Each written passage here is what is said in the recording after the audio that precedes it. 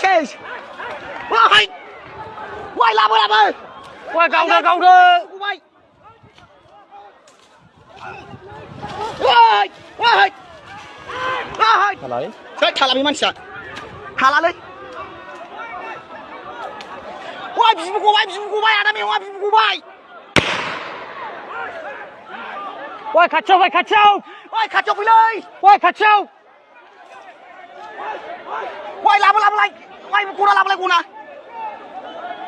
आयो अना खाना सेसलै बिबु गजोबबाय ওই आदा मेवा बिबु गजोबबाय बिबु फैस ওই খাচ্ছাও ভাই খাচ্ছাও ওই খাচ্ছাও फै फैस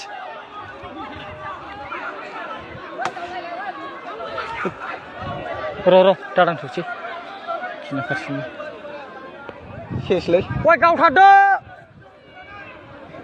बेखौ आयो अना खाना आयो सेसलै मोदोमाव जोबायलां ओइ आदा मेवा आंखौ बादा होखां हुनाव नाय ओइ आयो सेसलै सेसलै ओइ गावदो सेस खाले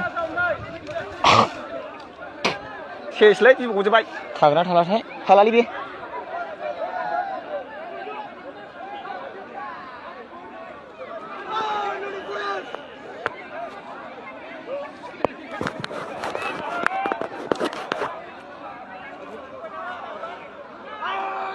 थालालै बे सेस एथिना रावदा होसै बिफांखौ नायखाबाय आंनि ओनिखौ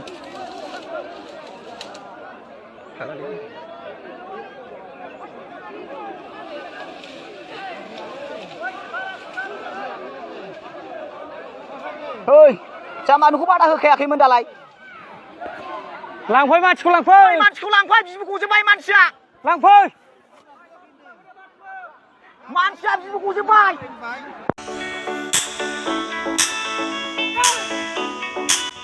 गेलेनायखौ मोजां मोनग्रा एबा गावबा गावनि गथ'खौ पेन्सिल सिलाट मार्शल आर्ट्सनि गोख्रों गेलेगिरि खालामनो सानग्राफोरनि थाखाय मोजां खौरां।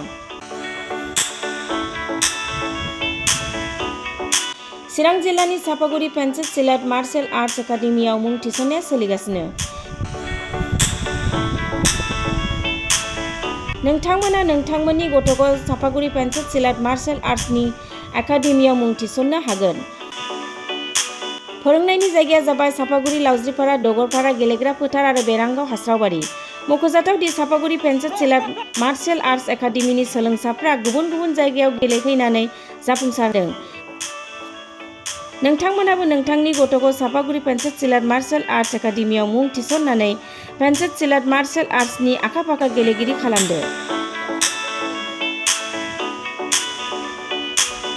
Sapaguri pencil सिलाट martial arts academy.